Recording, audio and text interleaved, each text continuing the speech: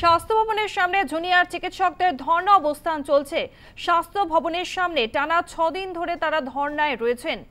আজ রবিবার ছুটির দিনেও সকাল সকাল আমরা দেখতে পাচ্ছি বিভিন্ন জায়গায় বৃষ্টি হচ্ছে, কিন্তু আবহাওয়া দপ্তরের পূর্বাভাস অনুযায়ী আজকে সারাদিনই হালকা থেকে মাঝারি বৃষ্টি হবে। সেই বৃষ্টি মাথায় নিয়ে আন্দোলন চালিয়ে যাচ্ছেন জুনিয়র চিকিৎসকরা। গতকালই তারা কালীঘাটে গিয়েছিলেন মুখ্যমন্ত্রী মমতা বন্দ্যোপাধ্যায়ের সঙ্গে বৈঠকের আশা নিয়ে, কিন্তু শেষ পর্যন্ত হতাশ হন জুনিয়র চিকিৎসকরা। স্বাস্থ্য ভবন চত্বর থেকে আমাদের সঙ্গে রয়েছে আমাদের প্রতিনিধি মৌমিতা মিত্র। মৌমিতা, গতকাল আমরা দেখেছিলাম মুখ্যমন্ত্রী মমতা বন্দ্যোপাধ্যায়ের সঙ্গে সেই বৈঠক ভেস্তে গিয়েছিল, তারপরে হতাশা প্রকাশ করেছিলেন, কাঁদতে দেখা গিয়েছিল জুনিয়র চিকিৎসকদের। আজ সকাল থেকে তারা তাদের সেই আন্দোলন চালিয়ে যাচ্ছেন। কি বলছেন, পরবর্তী পদক্ষেপ কি হবে? পম্পে, দেখো, সকাল থেকে তোমাকে আমি আন্দোলনের ছবিটা তুলে ধরছি এবং যেটা বলছিলাম যে স্বাস্থ্য ভবনের সামনে জুনিয়র চিকিৎসকদের এই ধর্ণা অবস্থান আজকে মঙ্গলবার ষষ্ঠ দিনে পড়লো। আজকে রবিবার ষষ্ঠ দিনে পড়লো। মঙ্গলবার থেকে তারা আন্দোলন শুরু করেছেন। আজকে 5 দিন পেরিয়ে 6 দিনে তারা অতিক্রম করেছেন এবং আমি একটা ছবি দেখানোর চেষ্টা করব।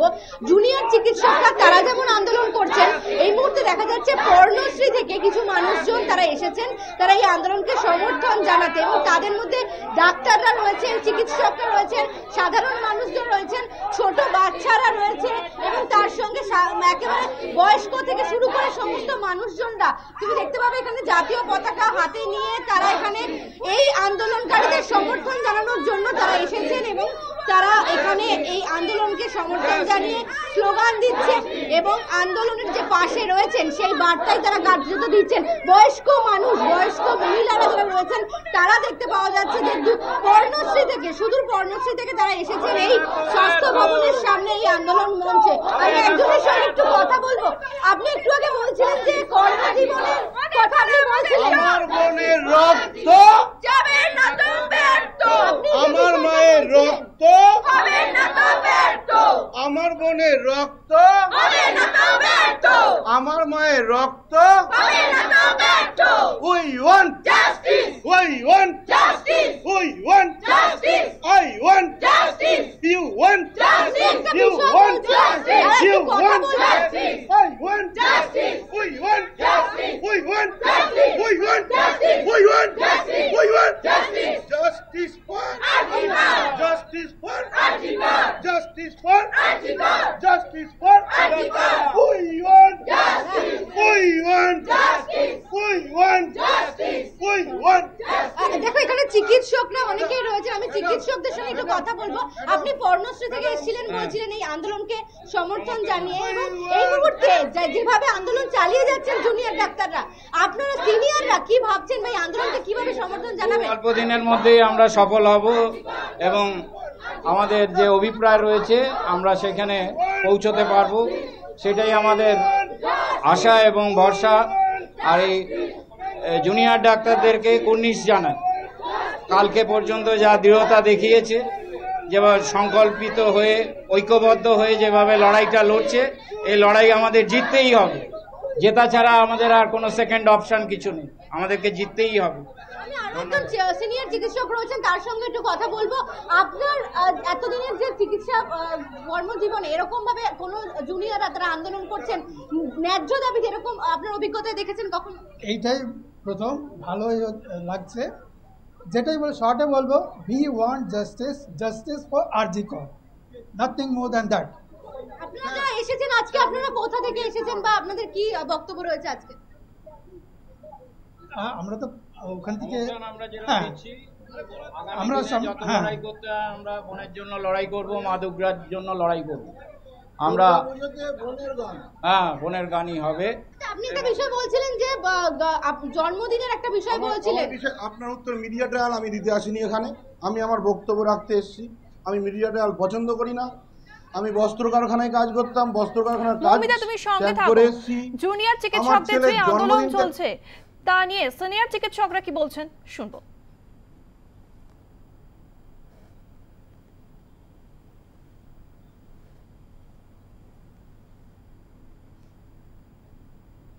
দেখেছিলাম মাননীয় মুখ্যমন্ত্রী ধর্ণা মঞ্চে এসে জুনিয়র ডাক্তারদের কাছে কিছু বার্তা দিয়েছিলেন আমরা তার এই পদক্ষেপকে সকালবেলাতেই স্বাগত জানিয়েছিলাম। জুনিয়র ডাক্তারদের যে 5 দফা দাবি, সেই দাবি মেনে অন্তত যারা হচ্ছে যে আমাদের ওই যে health secretary, DHS, DME, Kolkata পুলিশের কমিশনার, এদেরকে অবিলম্বে অপসারণ করা, মেডিকেল কাউন্সিলকে ভেঙে দেওয়া, থ্রেটের যে পরিবেশ, মহামান্য সুপ্রিম কোর্টে মৃত্যু সংক্রান্ত এবং এখানকার চিকিৎসা না হওয়া সংক্রান্ত যে তথ্যগুলি দিচ্ছেন এগুলি সর্বৈব ভুল।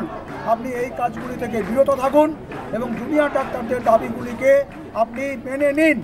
তারা হচ্ছে যে তাদের যে দাবি ছিল স্বচ্ছতা, মানে হচ্ছে লাইভ স্ট্রিমিং, এটা সুপ্রিম কোর্টে হচ্ছে, আমাদের রাজ্যের প্রতিটি প্রশাসনিক বৈঠকে এটা হয়। তো আমরা ভেবেছিলাম সেটা এখানে হবে, তারা না বলেছেন। আমি আমার জুনিয়র ডাক্তার বন্ধুদের বলবো, তারপরেও তারা নমনীয়তা দেখিয়েছিলেন। তারা বলেছেন ঠিক আছে, এটা না হোক, অন্তত একটা ভিডিও হোক, যে ভিডিওটা আপনারাও করুন, আমরাও করি, দুজনই আমরা করি। কিন্তু তারপরেও দেখলাম যে সেখানেও তারা রাজি হয়নি এবং এই আলোচনা চলতে চলতে আমাদের ধারণার বাইরে ছিল। কি এক অজ্ঞাতকতার কারণে হঠাৎ করে ঘোষণা করা হলো যে মাননীয় মুখ্যমন্ত্রী তিনি নাকি আর তার সময় নেই, তিনি আলোচনা করতে পারবেন না। এই 35 দিন ধরে অপেক্ষা করছে যে বিচারের একটা আশায়, যে কোথাও একটা বিচারের প্রাথমিক পদক্ষেপ হিসেবে যারা অভয়ার মৃত্যুর সঙ্গে সরাসরি জড়িত। আমরা মনে করি কোনো সংকট থেকে বেরোনোর জন্য কোনো চেষ্টাই শেষ চেষ্টা নয়, চেষ্টা বারবার করা উচিত। যতদিন না সংকট মিটে ততদিন চেষ্টা করা উচিত। আরো একবার কথা বলবো আমাদের প্রতিনিধি মৌমিতা মিত্রের সঙ্গে। মৌমিতা, তুমি এর আগে জানাচ্ছিলে আজকে একটি র্যালি রয়েছে, আর জুনিয়র চিকিৎসকরা কি বলছেন তাদের পরবর্তী পদক্ষেপ নিয়ে?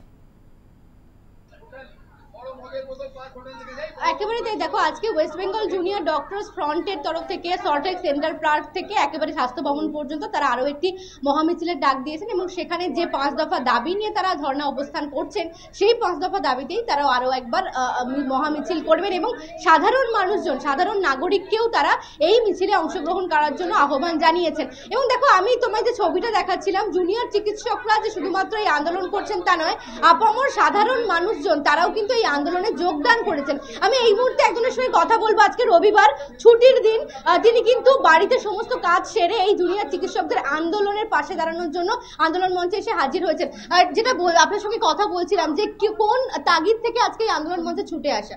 তাগিদ আমাদের সবার একটাই তাগিদ, সেটা হলো জাস্টিস। যেভাবে একজন মহিলা ডাক্তারকে যেভাবে মারা হয়েছে, আমরা মহিলারা হয়েও সেফটিতে একদমই নই, একদমই সেফ নই। মানে একা বেরোতে এখন সকালেও ভয় করে। ইনফ্যাক্ট স্কুল ক্যাম্পাস হোক, আমি স্কুল টিচার, স্কুল ক্যাম্পাস হোক, যে কোনো ক্যাম্পাস হোক, মেয়েরা কোথাও সেফ নয়। আর এই ঘটনার পর থেকে তো এই আন্দোলনটা মিনস একদম অনিবার্য, হতেই হবে। আর সবাইকে সাথে থাকতে হবে until we get the justice. যেভাবে হোক, যেই পরিস্থিতিতে হোক, আমরা জুনিয়র ডাক্তারদের সাথে আছি।